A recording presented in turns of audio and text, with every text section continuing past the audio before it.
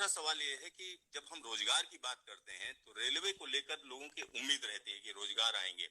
और जब पिछला जनरल इलेक्शन था उससे पहले एक तरीके से अभी 1,54,000 लोगों का रोजगार कंप्लीट हुआ है। 1,54,000 1,54,000 लोगों का 1.5 लाख लोगों का रोजगार अभी कंप्लीट हुआ है। एम्प्लॉयमेंट ऑर्डर्स मिल गए, लोगों का रजिस्ट्रेशन हो गया, आगे जॉब में अब उनके ट्रेनिंग के लिए लोग जाने लगे। जैसे ही प्रोसेस कंप्लीट हुआ, नेक्स्ट प्रोसेस चालू हुआ। बहुत लंबे समय से सबकी डिमांड थी कि इसको एनुअल बनाया जाए। एनुअल इसलिए बनाया जाए, अगर 4-4, 5-5 साल के गैप में आता है तो कई लोगों की एज निकल जाती है उसमें से, राइट। इसीलिए अब एनुअल सिस्टम की तरफ मूव कर रहे हैं।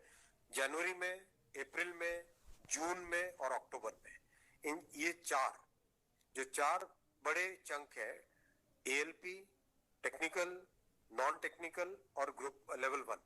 ये जो 4 बड़ी कैटेगरीज हैं, इन 4 बड़ी कैटेगरीज का साल में 4 हिस्से किए गए हैं कि जनवरी में स्टार्ट करें एक जो एएलपी का, दूसरा टेक्निकल स्टार्ट करें अप्रैल में, नॉन टेक्निकल स्टार्ट करें जून में और अक्टूबर में स्टार्ट करें लेवल 1, और ये साइकिल चलती रहे।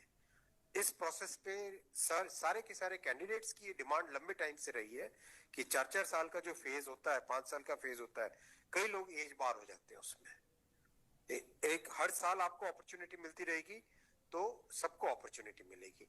इस थिंकिंग के साथ आगे बढ़े, और इसी थिंकिंग और इसमें भी जितनी रिक्वायरमेंट थी उससे ज्यादा अभी नोटिफाई किया है। 1 साल के हिसाब से जो रिक्वायरमेंट है, 1 साल के हिसाब से अगर जैसे लोको पायलट का मैटर है, कितने लोग रिटायर होते हैं उससे ज्यादा लिए हैं, राइट। टेक्नीशियन का है तो टेक्नीशियन का जो अप्रैल के आसपास, अप्रैल से पहले निकल आएगा, क्योंकि हम लोग वो मॉडल कोड ऑफ कंडक्ट को भी अवॉइड करना चाहते थे, वरना नॉर्मल प्रोसेस में अप्रैल में निकलता है टेक्नीशियन का, पर मॉडल कोड ऑफ कोड को अवॉइड करने के लिए पहले निकाला है।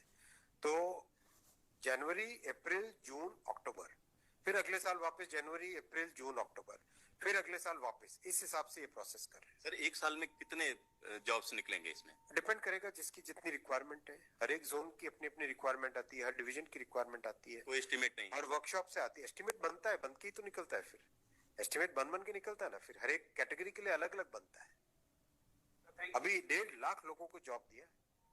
आप सोचिए उस एग्जाम की कॉम्प्लेक्सिटी, 500 से ज्यादा शहर, कितनी शिफ्टें, 1000 से ज्यादा शिफ्टें, 15 लैंग्वेजेस, 1-1 करोड़ लोग एप्लीकेशन। कहीं पे कोई कंप्लेंट आई? 0 कंप्लेंट। कहीं पे कोई paper leak? 0 paper leak. Complete हुआ ना एकदम ट्रांसपेरेंटली। पार्लियामेंट में हमारी ऑपोजिशन के लोग, कांग्रेस के एक एमपी बोले कि आश्चर्यचकित है कि इतना बड़ा एग्जाम कैसे बिना कोई पेपर लीक के हो गया। तो एक उस चीज को भी तो देखो। Thank you sir.